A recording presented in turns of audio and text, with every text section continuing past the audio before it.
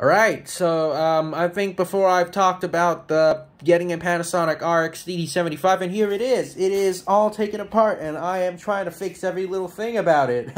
It's going alright right now. I spent basically the whole afternoon trying to figure out how to deal with the woofers, because they have foam rot. Ugh. And I don't like foam rot, so, excuse me, I'm trying to deal with all that, and see, the foam on these things they're the so-called push-pull edge foam surrounds, and they are a pain in the ass to refoam because they're thick.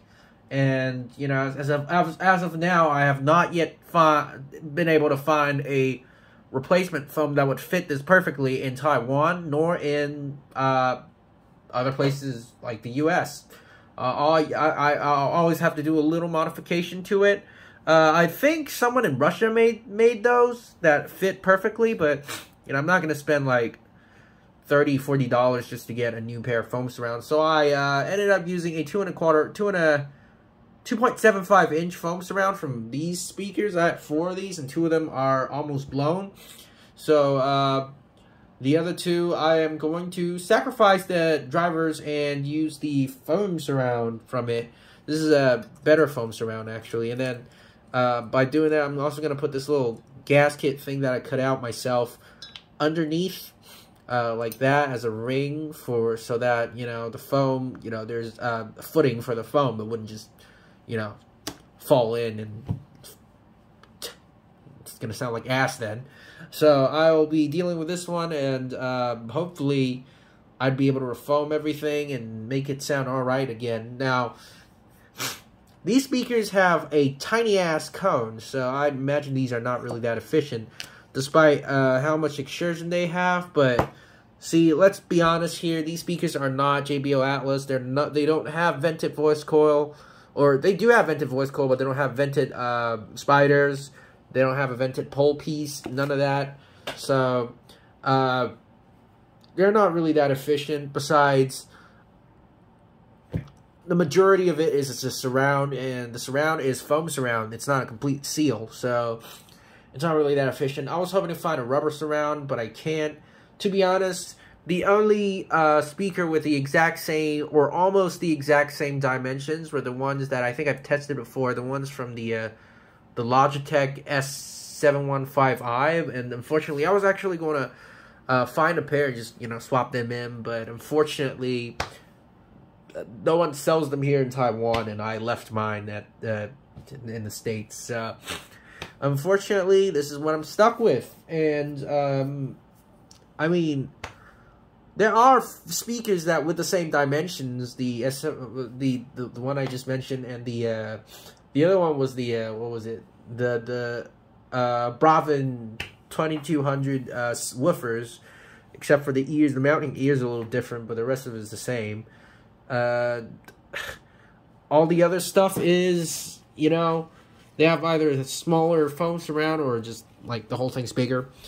Also, other stuff I'm trying to do is I am going to be replacing the buttons on these things, because they skip to others, and that's a pain in the ass. All you have to do is just replace everything. It's going to be fine. It's oxidation. You know, we're in Taiwan. It's humid as fuck here. And rig up the auxiliary input and have it feed in directly to the tape, because apparently you need the remote for it to use the aux on this thing. I don't know whoever thought of that. Guy's probably fired, because the next generation Cobra tops did not have that kind of crap. I think the ones after this was the DT07 or something like that, or the DT or I think it went into the ED series. The next one that had the bi-amp stuff was the ED90, and it does have an aux button on it. Same as the ED707. Shit. So, yeah, probably got fired because of doing that. And the tape mechanism is a pain in the ass. Auto doors, for what? Like, it's just a fucking button. You still have to, like, reach to it and then, like, swap out the cassette or something. Why make it auto? It's not like you do it with a remote, you know? So, yeah. Stupid designs in this box. It's just a whole lot of gimmicks and makes restoration a pain in the ass. But, you know, at least, yeah, I can get something fixed right now. At least that's some progress, if you know what I mean. So, there you have it. I look forward to the day I can share having it completely repaired. Then again, I might not be able to fix the cassette deck, or I might not want to do that because I'm going to be leaving for the U.S. soon in August. And when I do that, I'm not going to be using this thing. My mom and dad does not know how to use it, especially with all that menu bullshit. This thing's got like the menu design, you know, all that menu selection design shit. It's just a pain in the ass to deal with. I don't know. Why can't they just go with the D-pad or something? They have to use this main menu, sub-menu bullshit. Just fucking go with the D-pad. Like iPods and stuff. I guess they're just not as smart as Steve Jobs, huh?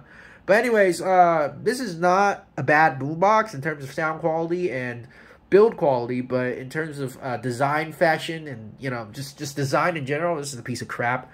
Go for the DT707. It's going to save you a lot of time in trying to figure everything out and repairing everything.